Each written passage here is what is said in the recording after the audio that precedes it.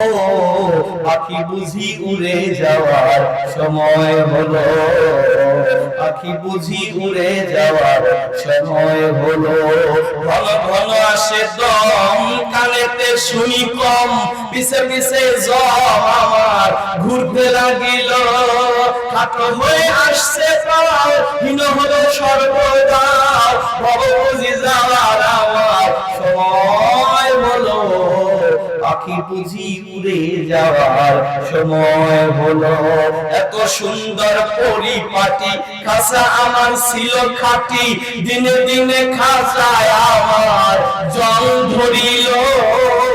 পুরাতন খাঁচাতে পাখি করে শুধু ডাকা ডাকি, তবে যেন দিয়া ফাঁকি উড়িয়া যাইব। পাখি বুঝি উড়ে যাওয়ার সময় হলো। কথা বলে আমের বিন আনাস 20 বছর পর চিন্তা করে আর তো দাম নাই, বাড়ি চলে যায়। 20 বছর আগে এরান্ত এলাকা যেরকম ছিল এখন কি ওরকম আছে? কথা বলনাকে এই নলকা ব্রিজ এটা দেখাই তো আমি অবাক। আমি তো পাই না রাস্তা। ওই যে কৃষি ধান গবেষণা ইনস্টিটিউট ওখানে এসে মনে করেছে এখান দিয়ে রাস্তা খুঁজে পাই না। অবশেষে ম্যাপে বের হয়ে তারপরে ম্যাপ দেখে দেখে আসছি। কারণ কয়েক বছর আগে আসছিলাম, রাস্তাঘাট উন্নয়ন হয়ে গেছে, চতুর্দিকে বিল্ডিং হয়েছে, বাড়ি ঘরের উন্নয়ন হয়েছে। আমের বিন আনাস 20 বছর পরে এলাকায় ঢুকতেছে, দেখে এলাকার শুরুতে একটা মসজিদ। জুমার দিন চিন্তা করলো নামাজটা আদায় করে যায়, কিন্তু মসজিদে ঢুকে আকাশ খেয়ে গেছে ভাই। তাকায়া দেখে মসজিদের মেম্বরে একটা ছেলে বয়ান করে, 18 থেকে 20 বছর বয়স হবে, তার এত সুন্দর কথা, মানুষের চোখের পানি ছেড়ে কান্না করতেছে। নামাজের পরে একটা মুরব্বিকে বলে, বাবাজি এই ছেলেটার বাড়ি কোথায়, কোথায় তার ঘর, কি তার নাম? মুরব্বি ডেকে বলে, বাবা কে তুমি? তোমাকে তো চিনলাম না। এই ছেলেটাকে আর কে না চেনে? এই ছেলেটা হলো জগৎ বিখ্যাত আলেম ইমামে মালিক রাহমাতুল্লাহ আলাইহি। আমের বিন আনাস বলে, বাবাজি এই ছেলেটার বাপের নাম কি? কোন বাপের কলিজা এত ভালো, কোন মায়ের কলিজা এত ভালো, এত সুন্দর সন্তান জন্ম দিয়েছে? মুরব্বি ডেকে বলে, বাবা তোমাকে তো চিনলাম না, তবে এই ছেলেটার বাবার নাম হলো আমের বিন আনাস। আমের বিন আনাস চিন্তা করে, কি করলাম আমি, কি করলাম আমি? কেন আমার স্ত্রীকে রেখে পালিয়ে গেলাম? কেমনে মুখ দেখাবো? ওই ছেলেটার কাছে যায় বলে, বাবা আমি পথহারা পথি, আমাকে কি তুমি তোমার বাড়িতে একটু জায়গা দিবে? বলে চলেন। যখন কিছু রাস্তা যায় বারবার জিজ্ঞেস করে, বাবাজি আপনার বাড়ি কোথায়? বলে, বাবা আমার বাড়ি ঘরের ঠিকানা নাই, তোমার বাড়ি পর্যন্ত নিয়ে যাও। বাহির বাড়িতে যায় বলে, বাবা রে তোমার মাকে বলো বাহির বাড়িতে একটা পুরুষ এসেছে, যিনি বলেছে হতে পারো তুমি কালো, তোমার ভিতরে এমন কিছু গুণ আছে যেটা আল্লাহর কাছে লেগেছে ভালো। আমের বিন আনাসের কথা শুনে ইমামে মালিক রাহমাতুল্লাহ আলাইহি মাকে গিয়ে বললেন, মারে একটা পুরুষ এই কথা বলেছে, মায়ের বুঝতে বাকি নাই। এই কথা আমি জীবনে একবার বলেছিলাম আমার স্বামীকে। ঘরের দরজায় উকি দিয়ে বলে, বেটা রে ওটা অন্য কোনো পুরুষ নয়, এটা তোমার জন্মদাতা পিতা আমের বিন আনাস। রূপের বড়াই করিস না রে, রূপ চিরদিন থাকে না, নিজের মুখটা দেখা একদিন হইবে রে তোর যন্ত্রণা।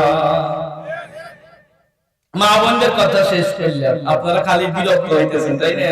শেষ আয়াত, হ্যাঁ হ্যাঁ এই শেষ আয়াত, এই শেষ আয়াতে যাই হয়ে যাবে। দেখেন এবার শেষ আয়াতে গেলাম, ফাসাল্লি রাব্বিকা।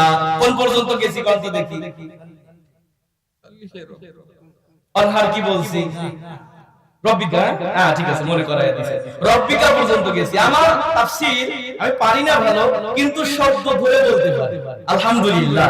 ফাসাল্লি রব্বিকা, রব্বিকা পর্যন্ত গেছি, তোমার রবের জন্য সালাত কায়েম করো, ঠিক আছে? শেষের অংশটুকু হলো ইনহার, অনহার যেটা এসেছে ইনহার থেকে কুরবানি করো। এখন এই কুরবানি কোন কুরবানি? আমরা মনে করি বছরে একবার যে কুরবানি ঈদের দিনে গরুর গলায় ছুরি দেওয়া, আবার খাসি জবাই করা, ছাগল জবাই করা, ভেড়া জবাই করা, কুরবানির ঈদের কুরবানি করা, এই কুরবানি না বন্ধু না। এখানে অনহার দ্বারা যে কুরবানির কথা বলেছে এটা হলো 9 প্রকারের অর্থ এসেছে। মানব জীবনে কুরবানি হবে 9 প্রকারের। কয় প্রকারের? এত বলবো না, বিরক্ত হয়েন না। প্রথম নাম্বার কুরবানি হবে বাবা মার জন্য। কার জন্য? আরো আস্তে কোন, আরো আস্তে কোন। কেমনে জানেন? দলিল আল্লাহ কোরআন। আল্লাহ পাক বলেন ইয়াসআলুনাকা মাযা ইউনফিকুন। হে রাসূল, তারা আপনাকে জিজ্ঞেস করে তারা খরচ করবে কোন পথে, আপনি বলে দেন ফালিল ওয়ালিদাইনি ওয়াল আকরাবিন। তারা প্রথম নম্বরে খরচ করবে হলো তার মাতা পিতার জন্য। সর্বশেষ মেসেজ বন্ধু শোনেন, আপনি জীবনে কুরবানি দেন, বাবা মার সাথে যদি সম্পর্ক খারাপ থাকে ও কুরবানি তোমার কবুল হবে না। অনেক সন্তান আছে শহরের বাড়িতে থাকে, মাকে একটা শাড়ি দিছে ওই ঈদে আর ওই ঈদে, মাকে দিছে ওই ঈদে আর ওই ঈদে মাকে দেয় না। বছরে একবার করে বাড়ি আসে কোরবানির ঈদের দিন, ওই দিনে সে 50,000 টাকা দিয়ে কোরবানি দিয়ে তারপরে গোশত নিয়ে ফ্রিজে ভরে বছরে বছরে গোশত নিয়ে ফ্রিজে ভরে সারা বছর খায়। বাপ মাও গ্রামে থাকে, বছরে 5 বার গরুর গোশত পায় না। ওই সন্তানের কোরবানি কবুল হবে না। তোর মায়ের গায়ে সেরা শাড়ি, তুই যে বড় গাধা, তোর হুজুর বাবাকে খেতে দিলি 10,000 টাকা সাদা, তোরে দেখে বোনের পশু মুখ ঢাকে লজ্জায়, স্বর্গপুরে ছাই হবে রে মা বাবার বেদনায়, স্বর্গপুরে ছাই হবে রে মা বাবার বেদনায়। মা বাবা কি জিনিস বাজান জানো? কয়েকটা মিনিট আমি এই বিষয় বলবো। বাবা আমাকে কেউ কথা বাড়াতে বলো না, দয়া করে কেউ আমাকে ডিস্টার্ব করিও না বাবা। মা বাবার জন্য খরচ করা কত কত সহজ জানো? বাপ মার জন্য যদি তুমি খরচ করো আল্লাহ তোমাকে বাড়ায়া দিবে। কেমনে বন্ধু জানো? পৃথিবীতে একটা মাত্র সম্পদ মা আর বাবা, যারা দোয়া করলেও কবুল, বদ দোয়া করলেও কবুল। হযরত মুসা নবীর জামানায় মুসা নবী একটা দেশে গেছে সফরে, ফেরার পথে রাস্তা খুঁজে পায় না, কোনো বাহনও পায় না। আল্লাহর কাছে দোয়া করে, আল্লাহ নিরাপদে আমাকে বাড়ি যাওয়ার ব্যবস্থা করে দাও। আল্লাহ ডেকে বলে মুসা রে ওই নদীর কিনারে যাও, বালি নিয়ে একটা বাচ্চা খেলা করে, ওই বাচ্চাটাকে বলো বাচ্চা দোয়া করবে, ওর দোয়ার বরকতে আমি তোমাকে তোমার দেশে পৌঁছায়া দেব। মুসা নবী গেছেন, দেখে ছোট্ট বাচ্চা, বলে বাবু আমি জামানার পয়গম্বর মুসা, আমার জন্য দোয়া করো আমি যেন নিরাপদে বাড়ি যেতে পারি। বাচ্চাটা বালি ঝাড়ি দিয়ে হাত তুলে বলে আল্লাহ জামানার পয়গম্বর মুসা এসেছে, সে বাড়ি যাবে রাস্তা খুঁজে পাচ্ছে না, বাহনও পায় না, তোমার কাছে দোয়া করে যাই আল্লাহ মুসা নবীকে তুমি নিরাপদে বাড়ি পৌঁছায় দাও, আকাশের মেঘমালাটা নিচে নামায় দাও, এরপরে মুসা নবীকে সরায়া তার বাড়ি পর্যন্ত পৌঁছায়া দাও। দোয়া করার সাথে সাথে মেঘমালা নিচে নেমে এসেছে। মুসা নবী উঠলেন, বাড়িতে যাওয়ার পরে বলে আল্লাহ আমি বুঝলাম না ছোট্ট একটা বাচ্চার দোয়াতে তুমি এত বরকত দিলে কেন? আল্লাহ ডেকে বলে মুসা এটা বাচ্চার দোয়া না, বরং বাচ্চার মায়ের দোয়া। কেমনে ও মালিক কেমনে? বলে এই বাচ্চাটার মা একদিন অসুস্থ ছিল, বাচ্চাটার মা একদিন অসুস্থ ছিল, বলেছে বেটা জানালার একটা পাল্লা চাপায় দাও, বাতাস আসে আমার শীত লাগে। সন্তান গেছে পাল্লা চাপাতে যায়, দেখে দুইটা পাল্লা, কোনটা চাপাবো? কোনটা চাপালে মায়ের ভালো লাগবে? ফিরে এসে দেখে অসুস্থ আমার ঘুমায়া গেছে, মাকে যদি ডাক দেই আমার মায়ের কষ্ট হবে। সন্তান মায়ের পাশ থেকে যায় জানালার দুইটা পাল্লা ধরে রাত ভর দাঁড়ায় আছে। গভীর রজনী মায়ের ঘুম ভেঙে গেল, ডাক দিয়ে বলে বেটা ওখানে কেন তুমি? বলে মা তুমি না বলেছো জানালার একটা পাল্লা চাপাতে, ও মা কোনটা চাপাবো তুমি তো তা বলো নাই মা। আরে আমি দুইটা পাল্লা ধরে দাঁড়ায় আছি।